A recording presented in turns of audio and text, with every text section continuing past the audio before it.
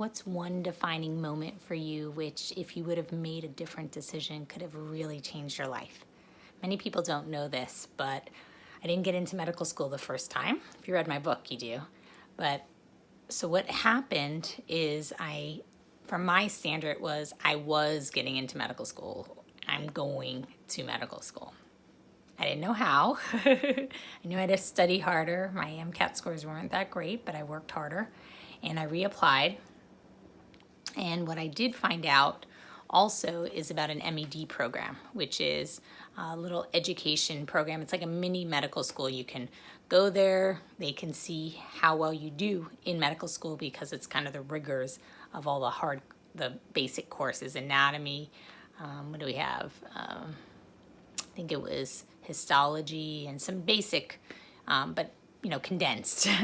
They can see how you do under pressure. And at this right before I went to that school, I went to Israel. I found every opportunity to travel, and this was on a scholarship.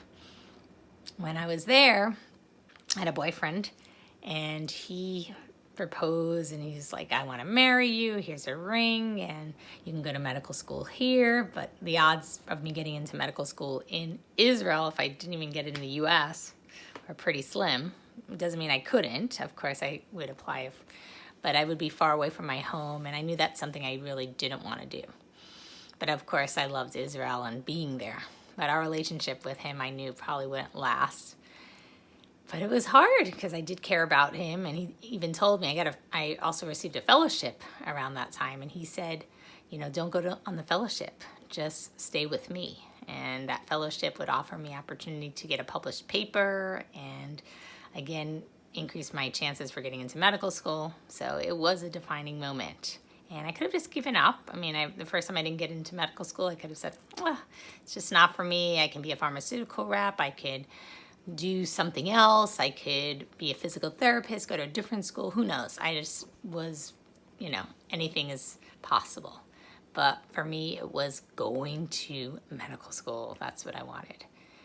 And I just remember being completely focused on that, and things came into place. I found out about the MED program. I boosted my scores. I applied, and I hit the nail on the head. I got in. I was so excited. I only applied to 3 medical schools my second time, even though the first time I think it was like 7.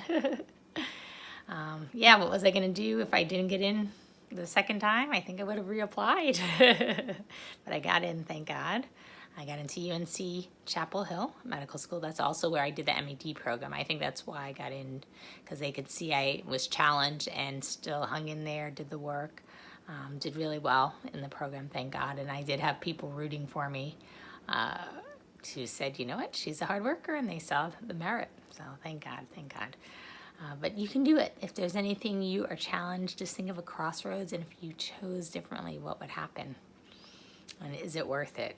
Making sure. This is Jim Rohn, but he said, discipline can weigh ounces, but regret can weigh tons. And do you want to really wonder at the end of your life, what if? What if you actually accomplished your goals? How is that going to make you feel? And how could you share this with other people versus, I know I can do better. I know I can do this. And I know you can.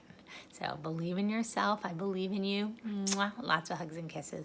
But the goal is to live to your potential. And it's going to vary for each person. But what is it you really want?